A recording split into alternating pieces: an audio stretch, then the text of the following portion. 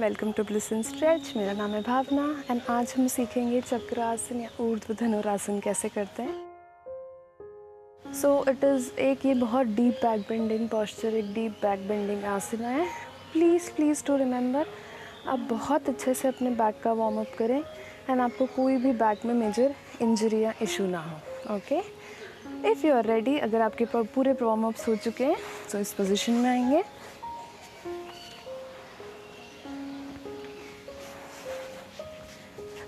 अपने एंकल्स को हिप्स के बहुत पास नहीं रखेंगे, बहुत दूर नहीं रखेंगे, कंफर्टेबल डिस्टेंस पर। नीज़ एक दूसरे से दूर नहीं जा रही हैं, हिप विड डिस्टेंस पर। फिंगर्स को इस तरह से रखेंगे आपके शोल्डर्स के पास ताकि फिंगर्स आपके टोस की तरफ पॉइंट करें। एल्बोज़ एक दूसरे से ज़्यादा दूर नहीं होंगे, आपकी बॉडी के पास। एंड जब आप रेडी हैं, हिप्स को ऊपर उठाएंगे, थाइज़ में एक स्ट्रेंथ फील करेंगे, हिप्स को स्क्वीज़ करेंगे एंड नीचे। एक बार और इनहेल ऊपर, एल्बोज़ को दूर नहीं जाने देंगे, एक्सहेल नीचे। थर्ड टाइम इनहेल ऊपर, हिप्स अप, पैर स्ट्रॉन्ग, एक्सहेल नीचे। ओके, नाउ इनहेल ऊपर एंड अपने पाम्स को नीचे मैट पर धक्का देंगे एंड अपने हेड की पोजीशन चेंज करेंगे। So from this to this and एक बार आप इस पोजीशन में कंफर्टेबल हैं, देन अपने पाम्स को नीचे धक्का देंगे एंड ऊपर आने की कोशिश। रिमेंबर, ये बहुत इजी नहीं है। अपने शोल्डर्स को स्ट्रेट करेंगे, अपनी बॉडी को शोल्डर्स की तरफ शिफ्ट करेंगे, पैरों को स्ट्रॉन्ग रखेंगे, नीज एक दूसरे से दूर नहीं जाएंगी एंड वापस आने के लिए सिर नीचे, रोटेट। एंड बिकॉज ये बहुत डीप बैक बेंडिंग था, अपने नीज को पास लाएंगे, स्पाइन को रिलैक्स करेंगे। चक्रासन, ऊर्ध्व धनुरासन, व्हील पोज या अपर बू पोज, बहुत सारे नाम हैं इस आसन के जो हमने अभी अभी सीखा। बट आइए हम जानते हैं कुछ बहुत ज़रूरी, बहुत क्रिटिकल एंड सबसे ज़रूरी चीज़ें जो आपको ध्यान रखनी चाहिए इस आसन को करते हुए। सबसे पहले ये किसे नहीं करना चाहिए। अगर आपकी कोई बैक रिलेटेड इश्यूज़ हैं या आपकी बैक या स्पाइन रिलेटेड सर्जरी हुई है, कार्डियो या हार्ट रिलेटेड इश्यूज़ और सर्जरी है, या आपका काफ़ी हाई ब्लड प्रेशर रहता है, तो आपको इस आसना को अवॉइड करना चाहिए। एंड इवन दो आपको ये सब नहीं भी है, बट आपको फील होता है कि आपके बैक में फ्लेक्सिबिलिटी काफ़ी कम है, स्ट्रेंथ काफ़ी कम है, आपके थाइज़ में काफ़ी कम स्ट्रेंथ है, सो आई वुड रिकमेंड आप पहले उसकी स्ट्रेंथ, उसकी फ्लेक्सिबिलिटी पर काम कीजिए। बिकॉज चक्रासन, ऊर्ध्व धनुरासन काफ़ी एडवांस्ड बैक बेंडिंग आसना है। सो अपनी बॉडी को कम्प्लीटली प्रिपेयर करने के बाद हमें इस पर आना चाहिए।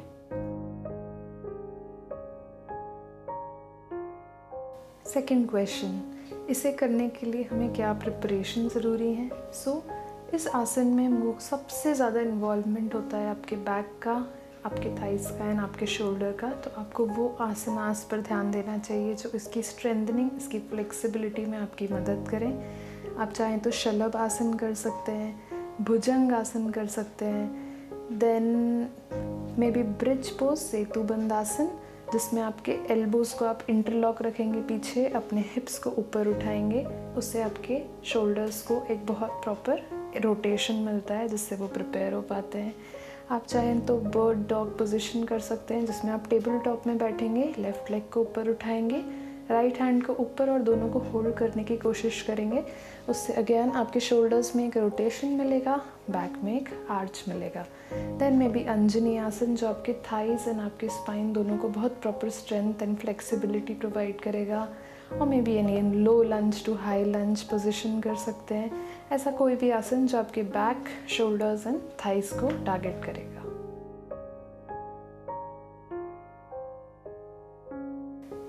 नेक्स्ट इम्पॉर्टेंट क्वेश्चन, इसे करने के बाद हमें कौन से आसन, इसके काउंटर पोज क्या करने चाहिए। बिकॉज अगर आप इसे प्रॉपरली करेंगे तो आप नोटिस करेंगे आपकी बैक में, आपके थाइस में एक हल्का सा दर्द रह जाता है। सो उसे अवॉइड करने के लिए इसके जस्ट बाद आप मत्स्य आसन या फिश पोज कर सकते हैं, जो कि इसका एक काउंटर आसन है।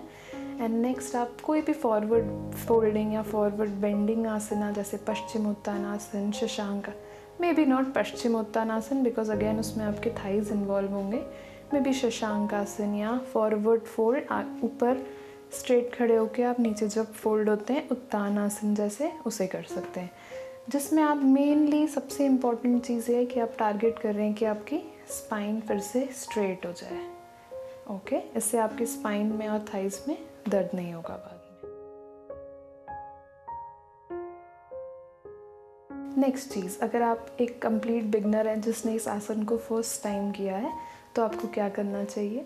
सो अगर आप नोटिस करेंगे जैसे ही आप ऊपर जाते हैं तो बहुत सारे लोग जो फर्स्ट टाइम इसे कर रहे हैं वो ऊपर तो चले जाते हैं बट उसे होल्ड नहीं कर पाते हैं बिकॉज बहुत इंटेंस प्रेशर आता है आपके लोअर बैक पे। सो एक छोटी सी टिप ये है कि जब हम ऊपर जाते हैं तो अपने फीट पर ना रह के अपने हील्स को ऊपर उठा लें। सो आप टोस पर आ जाएंगे, आपके हील्स ऊपर होंगे, उससे आपके लोअर बैक पर जो बहुत सारा प्रेशर आ रहा है वो शिफ्ट हो जाएगा। सो आपको होल्ड करने में थोड़ी ज़्यादा स्ट्रेंथ मिलेगी और थोड़ा कम लोअर बैक में पेन होगा। एंड नेक्स्ट इम्पॉर्टेंट थिंग, अगर आप ये बिगनर हैं तो इसके पहले प्लीज़ प्लीज़ प्लीज़ बहुत सारे बैक बेंडिंग आसनास की प्रिपरेशन कीजिए एंड सिर्फ और सिर्फ तभी इस पोज को, सिर्फ और सिर्फ तभी इस आसन को अटेम्प्ट कीजिए।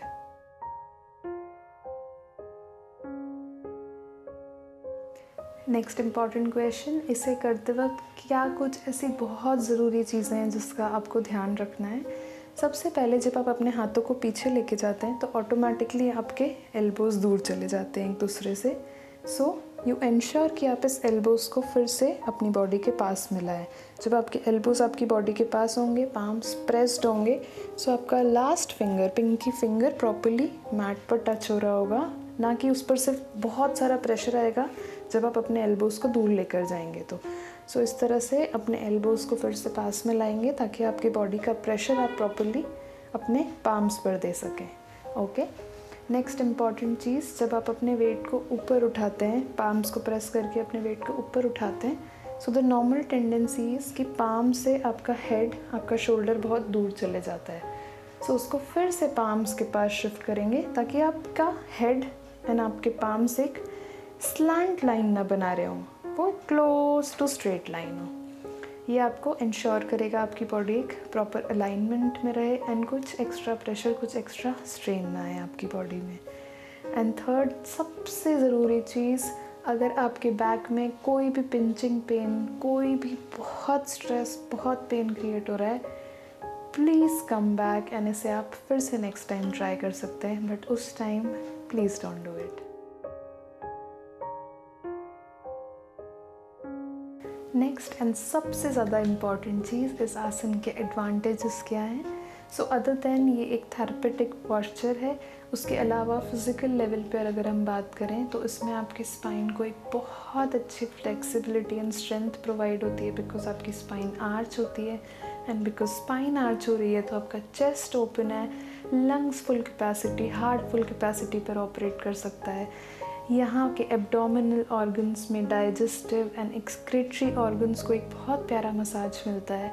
आप उस आसन में मेंटेन करने के लिए थाइस पर एक प्रेशर क्रिएट करते हैं जिससे थाइस और हिप्स की बहुत अच्छी स्ट्रेंथनिंग होती है बिकॉज हम पाम्स को नीचे प्रेस करते हैं। सो पाम्स पर एक स्ट्रेंथ क्रिएट होती है, शोल्डर्स को एक्सटर्नली रोटेट करते हैं, सो शोल्डर्स से सारी स्टिफनेस रिमूव होती है एंड ऑफ कोर्स बिकॉज आपका हेड इसमें पीछे जा रहा है, सो ये एक टाइप का इन्वर्जन पॉस्चर हो गया जिसमें हेड हार्ट के नीचे है, जिससे बहुत सारा ब्लड सप्लाई हेड तक आराम से पहुंच पाता है। सो आई होप इस आसना को आप प्रॉपरली वार्म अप करने के बाद बहुत प्रॉपरली कर पाएंगे एंड आई रियली विश आप इसके बेनिफिट्स ले पाएँ। Hope to meet you next time. Have a super amazing day. Thank you so much.